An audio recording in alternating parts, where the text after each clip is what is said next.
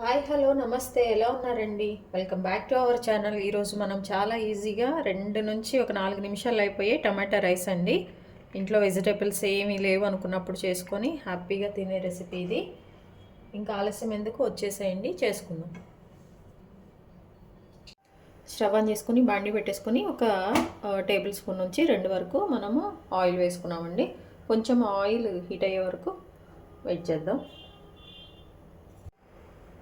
Oil heat అయిపోయిందండి.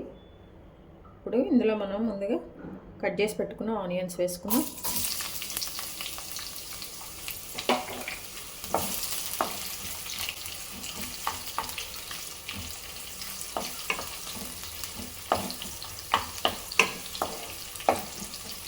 ఈ onions అన్నీ కూడా కొంచెం మంచిగా ఆయిల్లో వేగాలండి.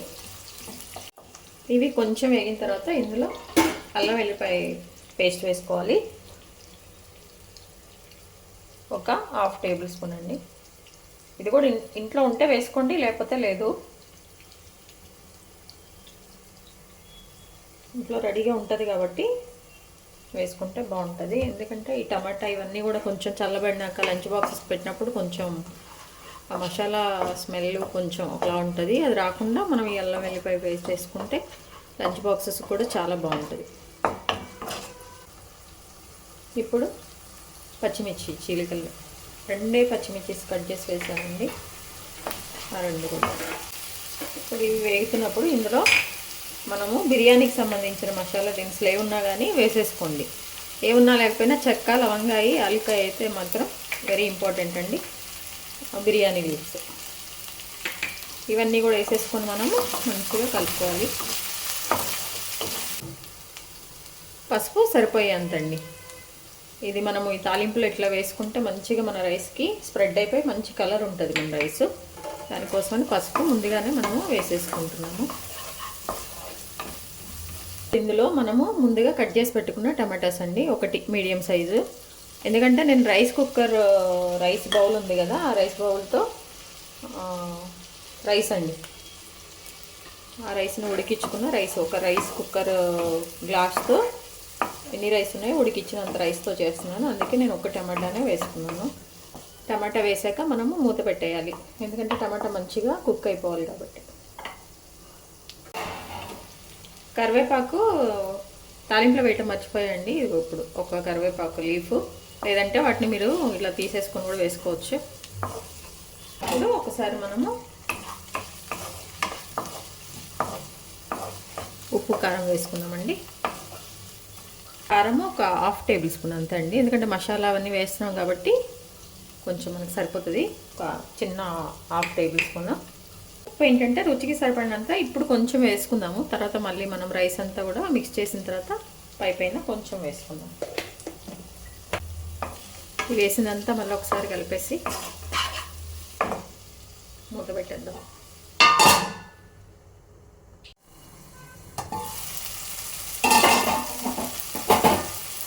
టమాటాస్ అన్నీ కూడా బాగా మగ్గిపోయినాయండి. ఇప్పుడు మనము రైస్ యాడ్ చేసుకోవాలి. ముందుగా మనం పక్కన పెట్టుకున్న 1 కప్పు రైస్,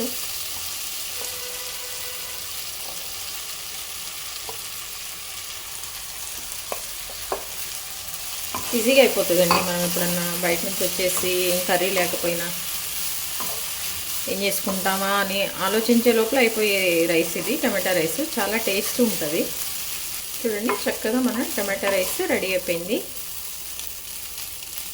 ఎప్పుడన్నా ఇంట్లో రైస్ ఎక్కువ మిగిలిపోయినా కానీ ఇలా చేసేసుకొని తినేసేయచ్చండి. ఇందులో ఏంటంటే ఆ కలిపేసిన తర్వాత మనము ఇంట్లో మనకి మసాలా పౌడర్ ఉంటుంది కదండి, అది వేసేసుకోవాలి.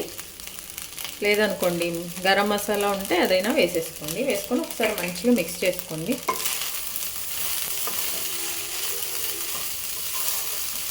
చక్కగా 2 నుంచి ఒక 4 నిమిషాలు అయిపోతుందండి ఈ ఫ్లేమ్లో పెట్టి చేసుకుంటే.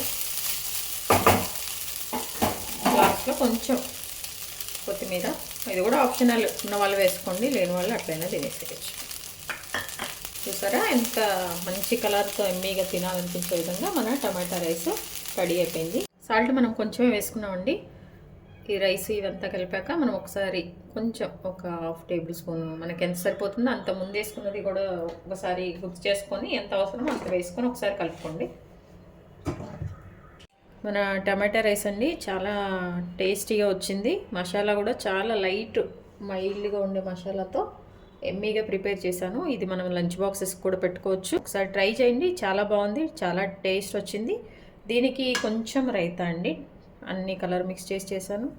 ఇట్లా మీరు కూడా దీంతోనే కాదు, ఏ పెరుగు ఉంటే ఆ పెరుగుతో చక్కగా వేసేసుకొని తినేసేయచ్చు. మీ ఇంకా ఆలస్యం ఎందుకు, ఒకసారి రెడీ చేసేసుకోండి. మరి మీ విలువైన సమయాన్ని కేటాయించిన వీడియోస్ చూస్తున్నందుకు మీ అందరికీ ధన్యవాదాలండి. మీకు నచ్చినట్లయితే like, share, subscribe. Thank you.